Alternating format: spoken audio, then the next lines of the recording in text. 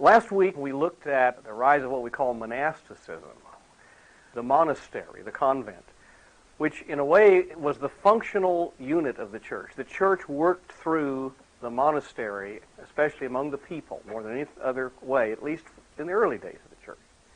Later on, the big cathedrals were built, but before that, it was the monastery especially. And so we were kind of dealing with the bottom part of the church, the bottom rung, down where the people are. Tonight, we're going to move up to the top.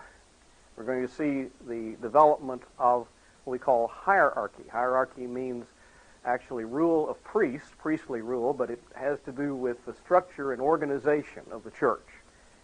And, of course, we understand that eventually the church in the West developed as far as having one man called the Pope over the entire church. And we understand when we come to the Reformation, that was one of the points at which the Reformers disagreed with the Roman Church, when they broke away on having a Pope. And so I know when we talk about hierarchy, we have a built-in inclination to think of it in negative terms, especially those of us who have a much looser form of church government. And I'm not going to disagree that the negatives are there, but tonight I would like for us to accentuate the positive a little bit. I would like for us to see some of the reasons, at least, for this development. And then we'll look also tonight at the abuses of it once it developed. Of course, the question that we're left with is, once you have a hierarchy in place, would it be possible for it not to be abusive in that power?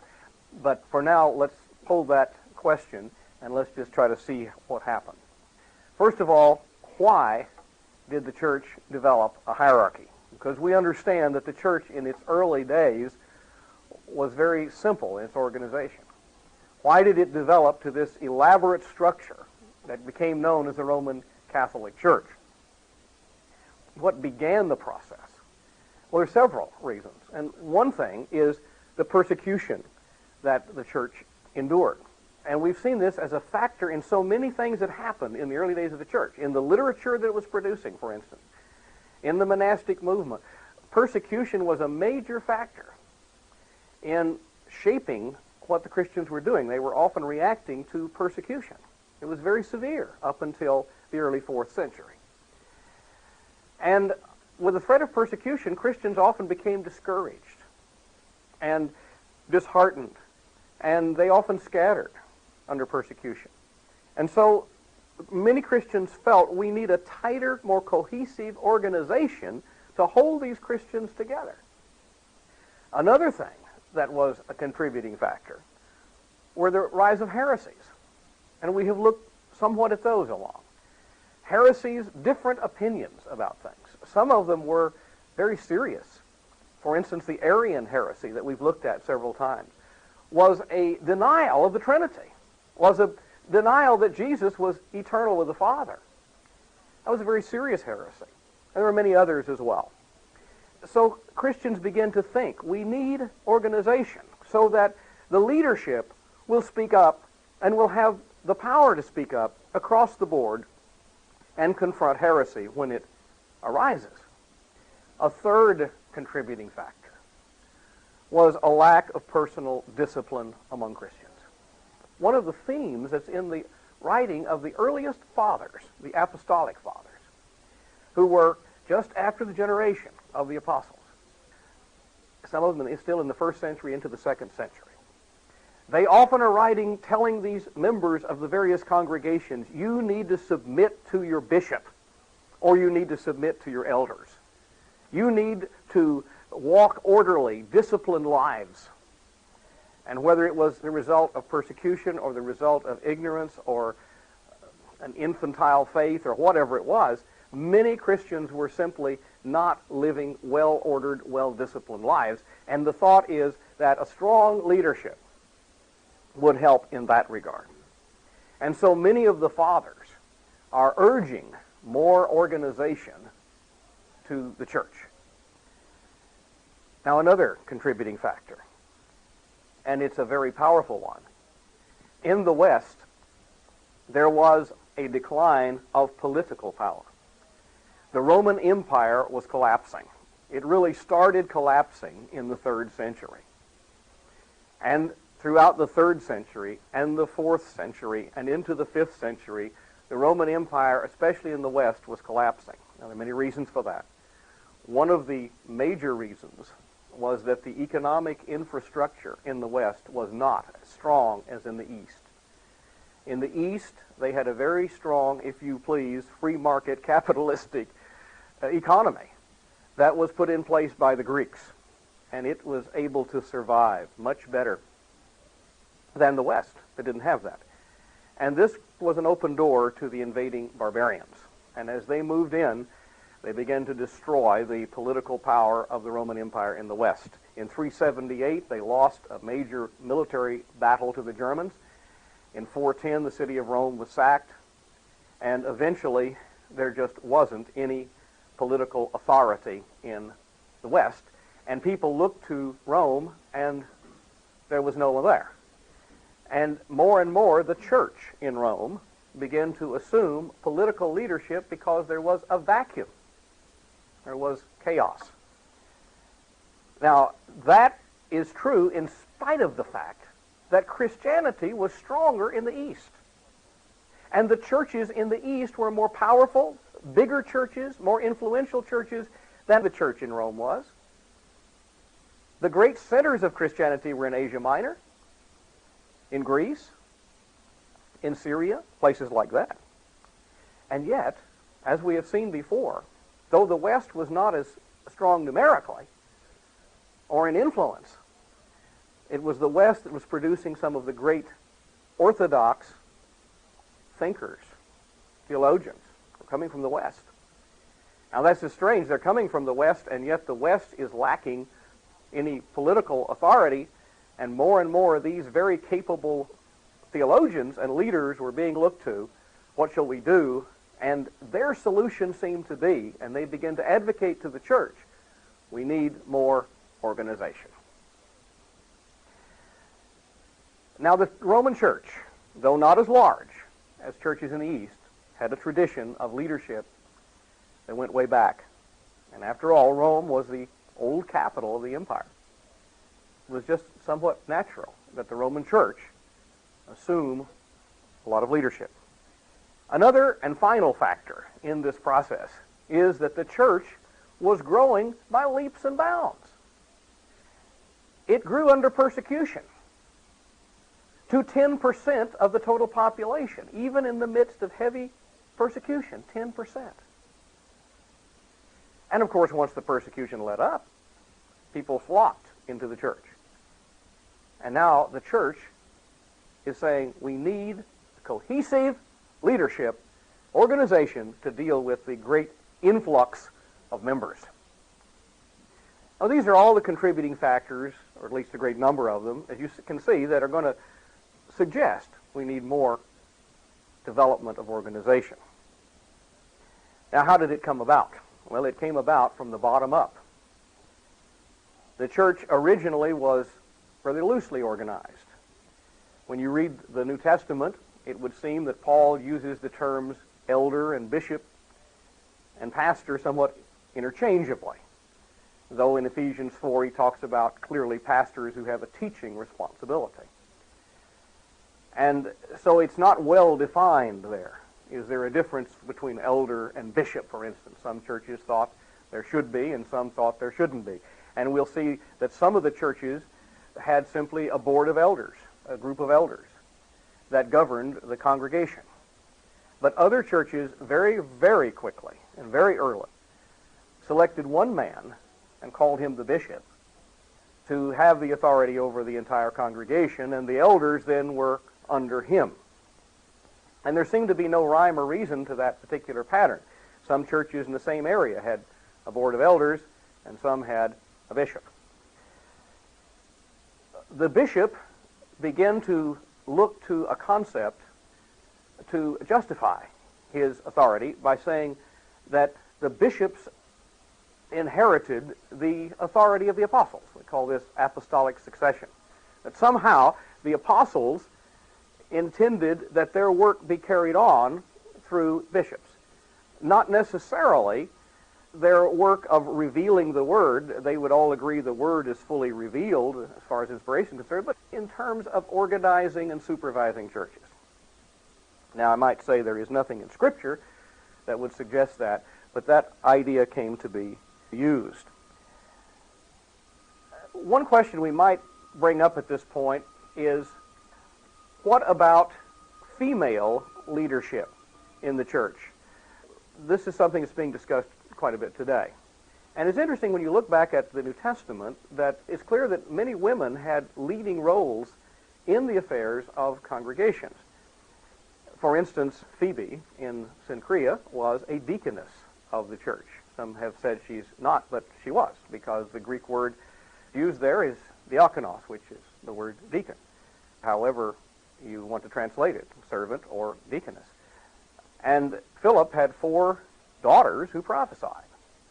And Paul wrote in the Corinthian letter about women praying and prophesying. So apparently women did have a role in leadership in the early church, even though Paul will write to Timothy and also to the Corinthian church and say that women are to remain silent. And it has always been a dilemma trying to understand how, on one hand, women are told to remain silent. On the other hand, we have clear examples of female leadership in the church in the early days. We won't get into that right now. We'll just leave that.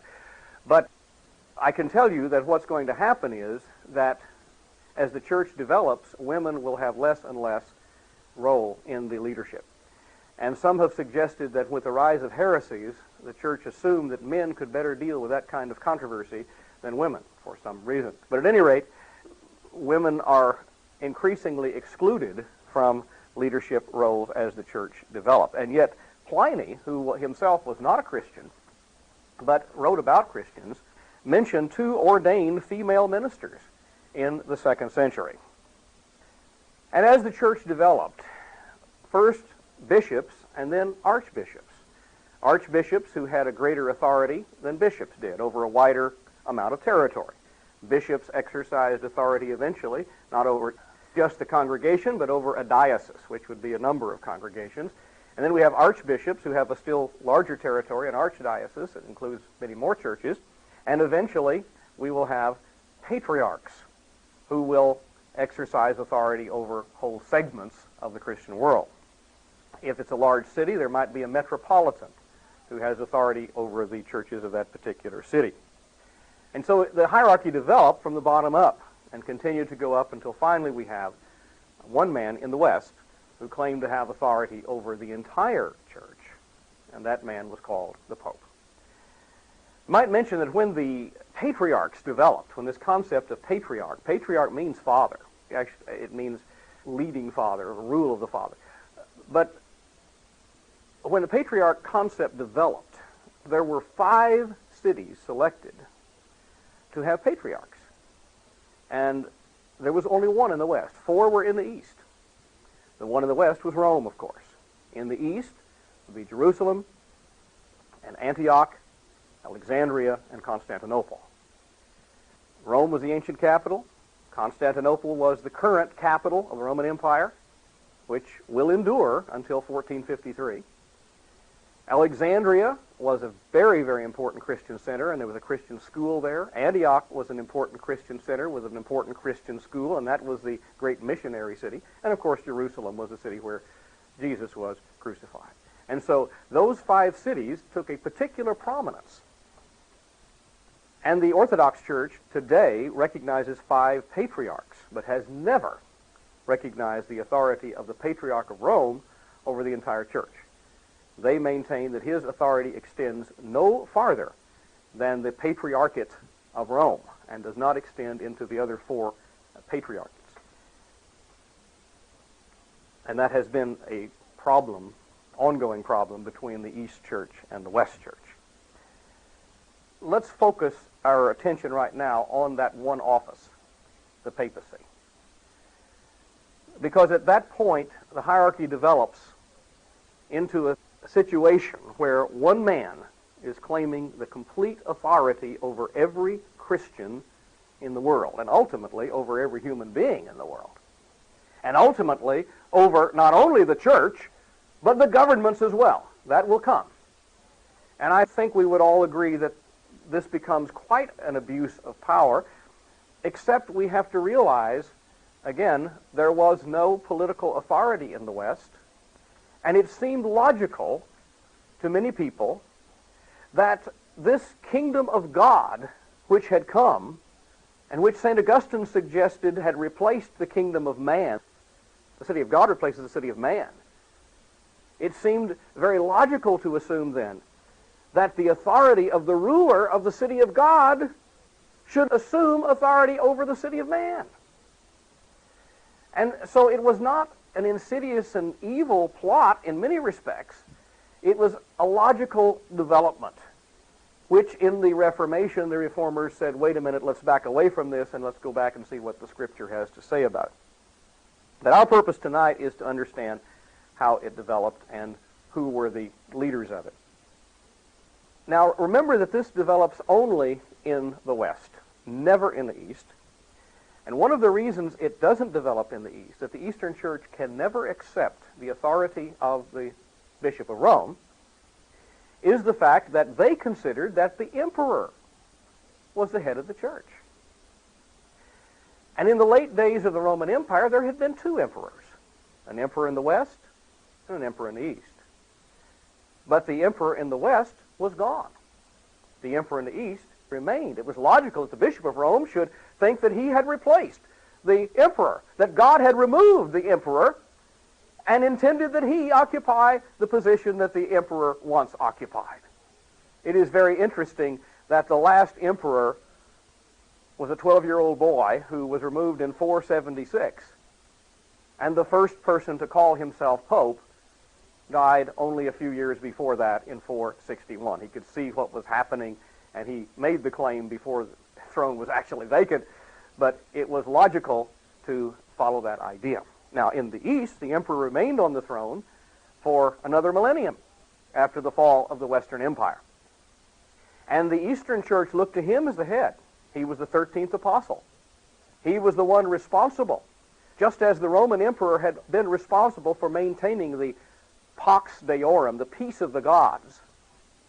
Once the Roman Empire moved from paganism to Christianity, it was, of course, the logical step that the emperor would now be pleasing the Christian God. And this began with Constantine. And this is the concept we call Caesaropapism. That is, the Caesar, the emperor, is the pope. And that was the idea that was followed in the East as long as there was an emperor.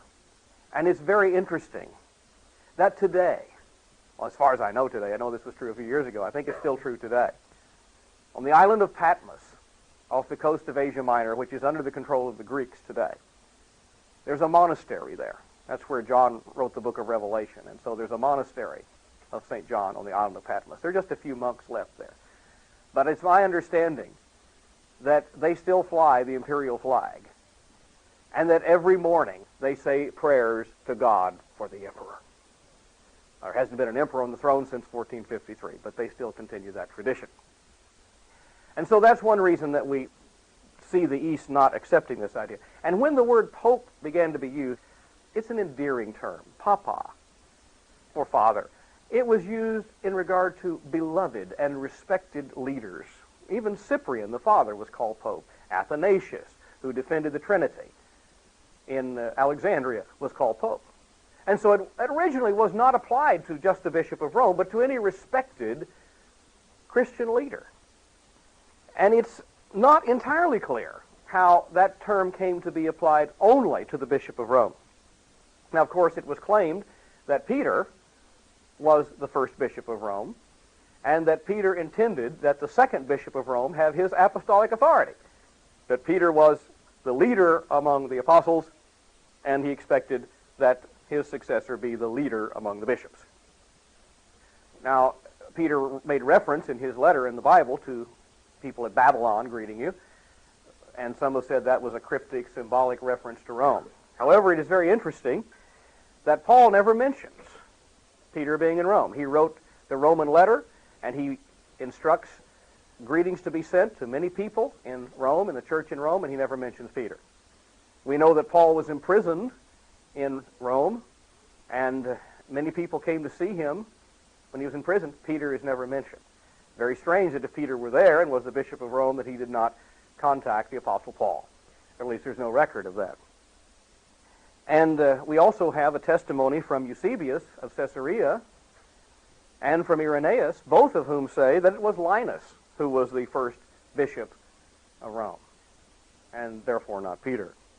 And many scholars believe that for many years, Rome was one of those churches that didn't have one bishop in charge, that was governed by a board of elders. Well, however it happened in Rome. And there are just three men I want you to be familiar with as leaders of the papacy. Three great popes of this period we're studying now, the early Middle Ages. And only three. This makes it very simple. And they all have a Roman numeral 1 after their names. Leo, Gregory, and Nicholas. First of all, Leo. Why is he important? He was the first one to be called pope, to call himself pope and claim universal sovereignty. Now, he had to have some basis for that claim. The barbarians, the Germans, were moving into Rome. As I said, in 410, they had sacked the city of Rome. And the reason the Germans were coming in is that behind them there were the Huns from the east, pushing the Germans. The Huns were ferocious people. They were led by Attila the Hun, who was only 4'6" high. But he was said to be so ugly that if a pregnant woman looked upon his face, she would have a miscarriage. Terribly ugly person, and frightful, and people were afraid of the Huns. The Germans wrote that the Huns came about from witches that they had kicked out of their midst. And so there was this terrible fear of the Huns.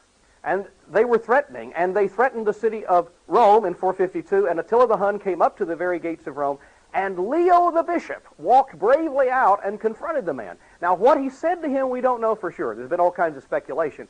But Attila turned around and left. And Leo went back and said, that's a miracle. God has performed a miracle and used me, and that's a sign from heaven that I should be recognized as pope over the entire church.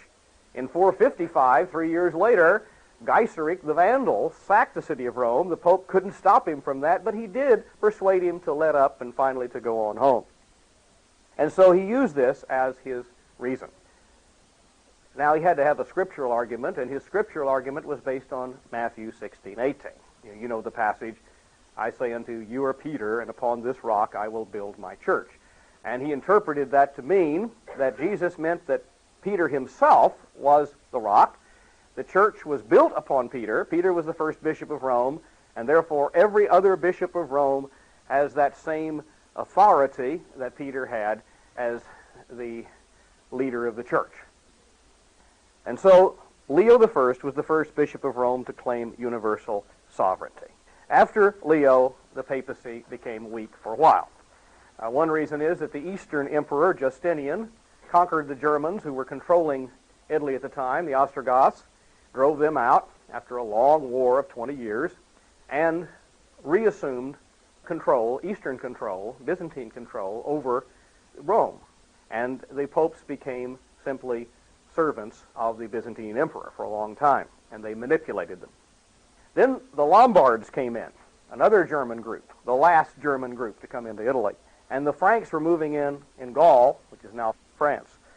And a new threat was occurring, and it was weakening Eastern control, the Byzantine control. In this context, Gregory came about. Born in 540, died in 604. He was pope from 590 to 604. He was born in Rome to an aristocratic family. Rome was in very poor condition at the time that he was born. He started his career as a Roman government official and later became a monk.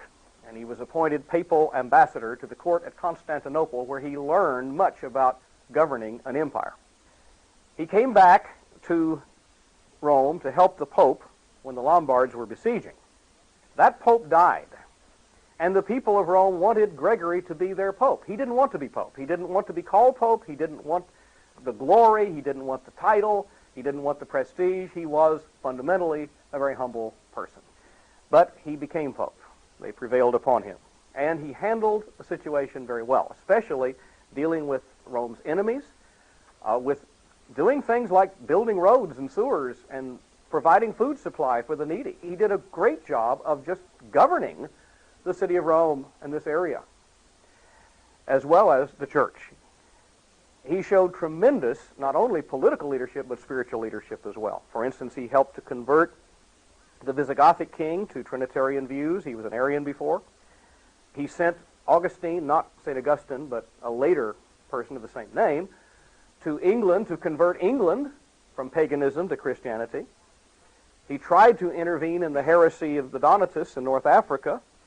He encouraged monks to be faithful to their vows. He tried to help the Frankish church gain more independence from the government control. He was a great writer.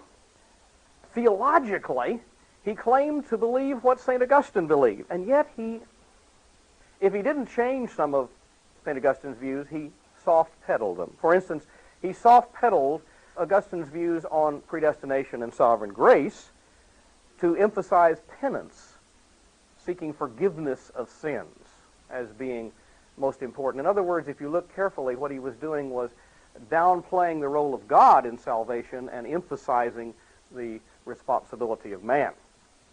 But that, of course, made it more convenient for the papacy to supervise and control people. He is the one who developed the idea of purgatory, the idea of a place where you pay for all of the sins you committed in this life. And you see the idea is developing here that sins are not really taken care of at the cross. They need to be taken care of by man. And the idea that the communion is the literal body and blood of Christ. And of course, you know that he's responsible for the Gregorian chant. He may not have written all of them, he may have collected them, but he either collected or wrote these songs that became the basic form of worship in the Roman Catholic Church.